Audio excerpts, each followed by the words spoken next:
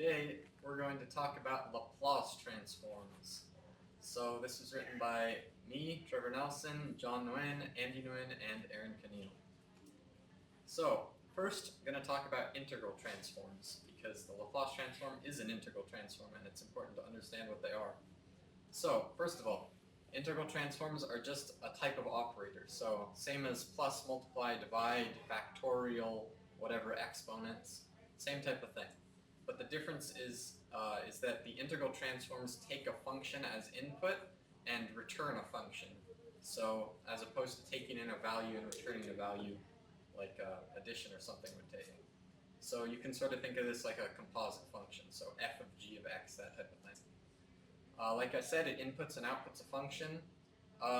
The function of integral transforms is to effectively change the dependent variable of whatever f of x, f of t.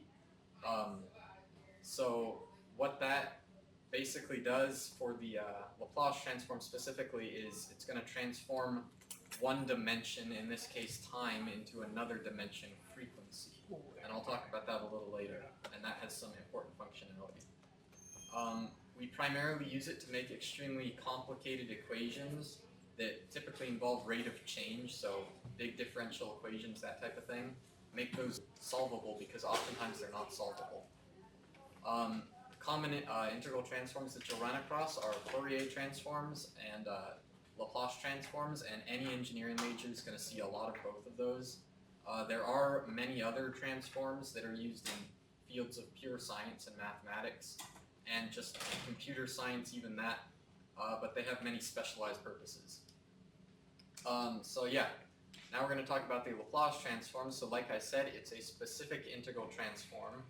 It transforms a function f of t into a function big F of s, where, like I said, t is time and s is frequency.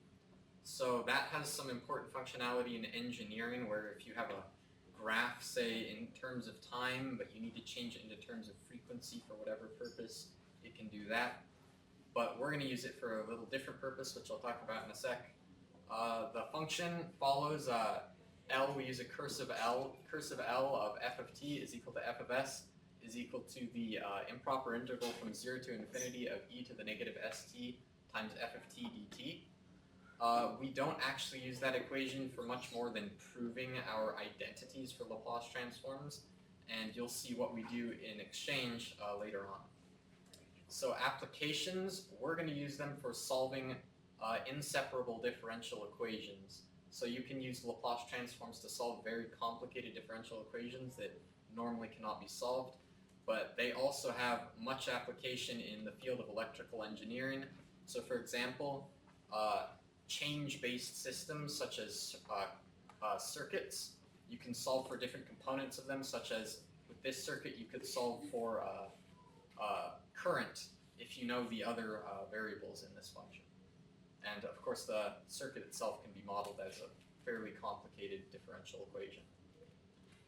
Like I said, we're going to use the Laplace transform to solve inseparable differential equations such as dy dt or dy dx minus y is equal to x. And we will actually show that solving a little bit later. The process for using the Laplace transform to solve a differential equation is step number 1, apply the Laplace transform to both sides of the equation.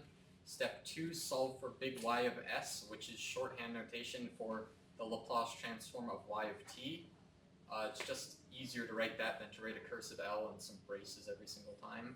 And then finally, we apply the inverse Laplace transform to both sides of the equation to give us back y of t, as when we take the inverse Laplace of big Y of s, we get little y of t. So the table, this is where we typically get all of our Laplace transforms from instead of solving them manually because it takes too long. So most people will just reference a table. Here is the actual table itself that we'll usually look at. It has a lot of familiar functions and some unfamiliar functions. But yeah, you can take a look at that later if you want. So the inverse Laplace transform is exactly what it sounds like. It's just the inverse of the original function. So if the Laplace transform of 1 is 1 over s, then the inverse Laplace transform of 1 over s is 1. So we use that to turn big Y of s back into little y of t typically. So now we're going to take a look at some example problems. Hi guys, my name is Andy and I'm going to do the first Laplace transformation example for you, which is going to be the Laplace transformation of 1. But first, I'm going to have to show you how the transformation works, the formula, and what's actually transforming. So first, we have a function of t, f of t, equals capital F of s. So basically, we're transforming a function of f of t into a function of f of s. So we have our equation. We have the Laplace of f of t. I'm using brackets instead of braces because I can't do braces because it sucks. So we have the Laplace of f of t equals the integral e to the negative st multiplied by f of t dt. From here, if we just look at this equation, you can plug in the 1 for the f of t. So we have, for most equations, Laplace of 1 equals the integral from 0 to infinity e to the negative st dt. And we can leave out the f of t because we know f of t is just 1, and anything multiplied by 1 is just itself. And from that, we can do our integral. But looking at our equation, we know the integral is an improper integral. And for the most part, I know we've done this before, so I'm not going to go over the entire way how to do an improper integral, since I know most of you know how to do it. So I'm just going to go right into it.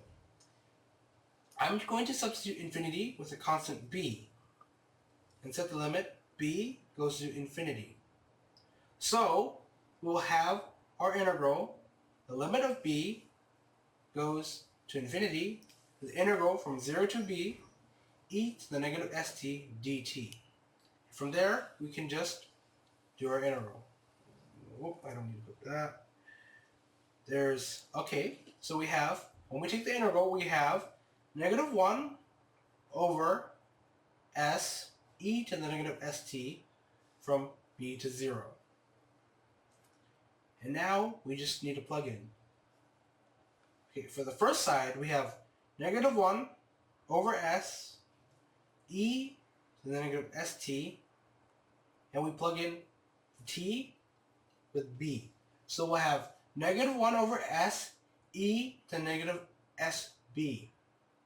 Now for the second part of the integral, we have negative, we still have the minus, so it's negative 1 over s e to the negative st, and we substitute the t for 0. Okay, coming back to the first part of the integral, we're going to simplify it, and we're going to solve it. So we have negative 1 over s e to the negative sb, and we plug in infinity for b. So we have negative 1 over s e to the negative s times infinity. And we know, since whenever you multiply a constant that's a negative with infinity, it will always go to 0, in an exponent that is. So we have negative 1 over s e to the negative s times infinity going to 0. So we have negative 1 over s times 0, which makes the first term 0. Now we can focus on the second term, which is still a negative. So we have negative 1, still we distribute it, and then we have a positive. So we have 1 over s e to the negative st, and now we just need to plug in 0 again, which is already there. So we plug in 0, and we know that e or any other exponential to the 0 is always equal to 1, since negative s times 0 equals 0, so e going to 1. So we have 1 over s times 1, which means the Laplace of 1 is equal to 1 over s. Basically what we did here was, of course, we took the function of f of t, which is 1, Laplace of 1, and we transformed it to that of f of s. So we have, in the end, 1 over s, which is a function of s. Enjoy the next video. So for my example problem, we're going to be looking at the Laplace transform of e to the at. So in our standard notation, remember the brackets. And if we examine our formula here, let's take a look for the integral from 0 to infinity of e to the negative st times f of t. So if we take a look here, f of t is of course whatever's within the brackets here, and e to the negative st is just what's from our formula. So the e to the negative st and the e to the at are really similar, and what we're going to be doing here is transforming that e to the at into a function of s rather than of t. Okay, so let's go ahead and just start plugging stuff in. And because this is an improper integral, I'm going to go ahead and replace infinity with a b, since you cannot integrate to infinity. So we have the limit as b approaches infinity from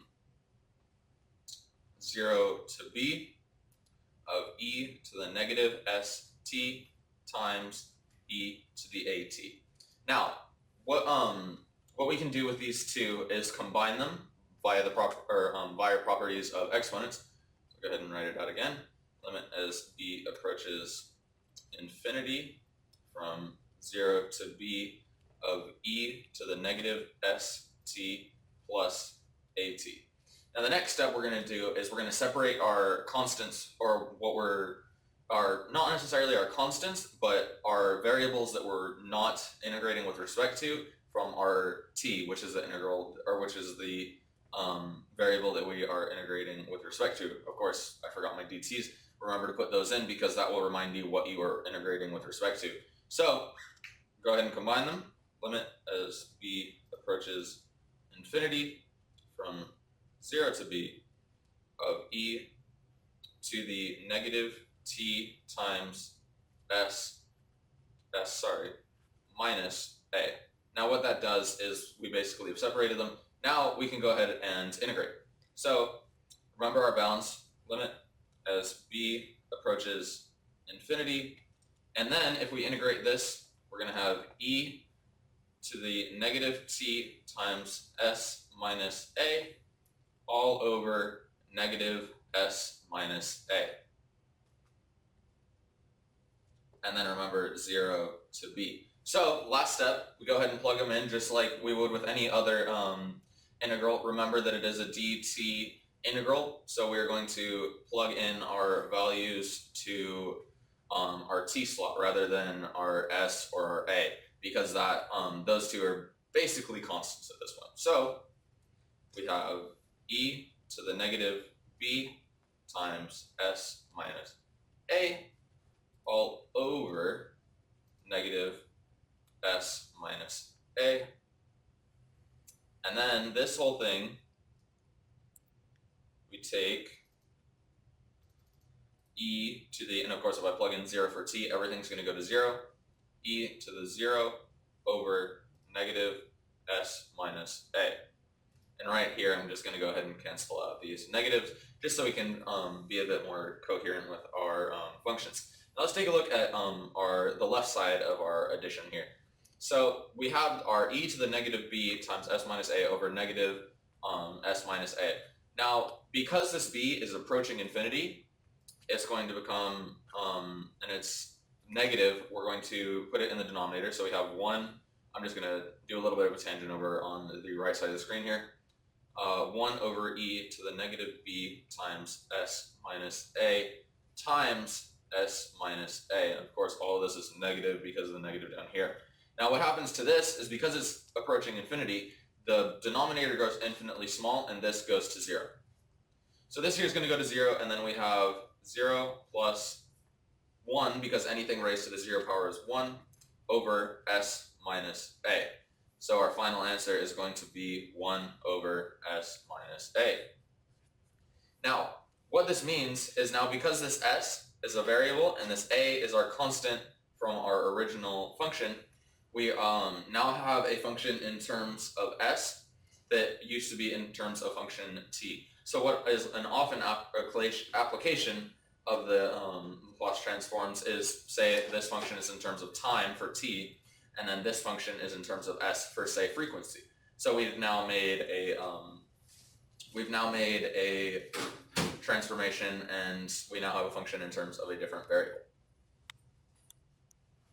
now we're going to be taking a look at this differential equation, and if you notice, it is not separable, and we're going to use the Laplace transform in order to separate the variables and solve for it. So the differential equation we have here is dy over dt minus y is equal to t, with the initial condition y of 0 is equal to 5. And if you notice on the right here, I've taken the liberty to write down some Laplace transforms that are needed to solve this type of problem. And you can find these Laplace transforms, you can actually find these in the Laplace transform table, and I just wrote them on the side because it's more convenient for us.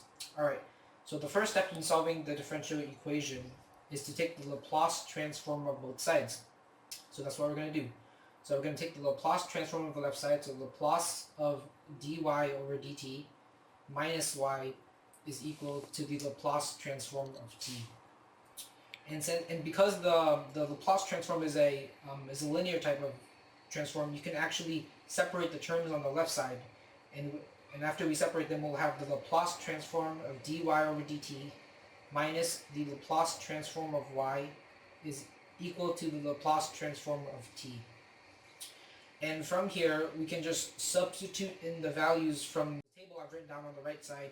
And remember, I got those from the Laplace transform table. Alright, so now we have s times big Y of s minus y of 0 minus the Laplace transform of y, which is just big Y of s, and all of that is equal to the Laplace transform of t, which is 1 over s squared. And from here, the second step in our three-step process is to solve for big Y of s. So here we can add the initial condition y of 0 over to the right side, and at the same time we can pull out a y of s on the left side. So now we have y of s times s minus 1 is equal to 1 over s squared plus the initial condition, which you can actually substitute in now, which is 5. And we're still not done solving for big Y of s, so what we want to do is we want to get the right side into one fraction so it's easier to simplify later on. So we can just rewrite all of that as 1 plus 5 s squared over s squared, which is what I'm going to write here, 1 plus 5 s squared over s squared. And if you take a look on the terms on the left side, you can actually divide s minus 1 on both sides to solve for big Y of s, so that's what we're going to do. We're going to divide by s minus 1, and those cancel, and we divide it on the right side as well. All of this simplification leaves us with big Y of s on the left side is equal to 1 plus 5 s squared over s squared times s minus 1. And from here, we've successfully isolated Y of s, so we've successfully solved for Y of s. And the third step in our three-step process is to take the Laplace inverse of both sides of the equation. But if you notice, the term on the right side, you cannot take the Laplace inverse of that at all, in fact. So what we're going to do is we need a method to break it down for us. And this method that we're going to use is called partial fractions. And we've already learned partial fractions. We did a whole section on it in class. And I'm going to skip a couple of steps here. I'm going to write 1 plus 5s squared over s squared times s minus 1 is equal to a over s plus b over s squared, my bad, plus c over s minus 1. And the third step here in this process is to complete the partial fractions, but I'm not going to do that because this partial fractions in particular is very tedious, so we're just going to skip all the steps because you guys already know how to do them. So what we're going to do here is I'm going to write the end results for the 5 variables. So we have a is equal to negative 5, b is equal to negative 5, and c is equal to 6. And now we can just substitute those values in. So I'm going to rewrite the entire thing. We have big Y of s is equal to negative 5 over s plus a negative 5 over s squared. The last one is plus 6 over s minus 1. And now what we're going to do here is we want to take the Laplace inverse of both sides. Inverse of y, big Y of s is equal to, is equal to the Laplace inverse of all the terms on the right, which is equal to the Laplace inverse of negative 5 over s plus a negative 5 over s squared plus 6 over s minus 1. And because the Laplace transform, like the Laplace inverse, is they're both linear, so you can actually separate the terms on the right side into just 3 separate terms, which is the Laplace inverse of y of s on the left side is equal to the Laplace inverse of negative 5 over s minus 5s squared, minus the Laplace inverse of 5s squared, plus the Laplace inverse of 6 over s minus 1. And from here, after we've written down all these terms, we can actually just use the Laplace transform I've written right down earlier, And so what we have left is we have big Y, we have small y actually. Small y is equal to the Laplace inverse of negative 5 over s is actually just negative 5 times 1 minus the Laplace inverse of 5 over s squared, which is just 5 times t, and Laplace inverse of 6 over s minus 1 is just 6 times e to the t. And we can rewrite this entire term as y is equal to negative 5 minus 5t plus 6e to the t. Thank you for tuning into this exclusive episode of Poor Man's Academy.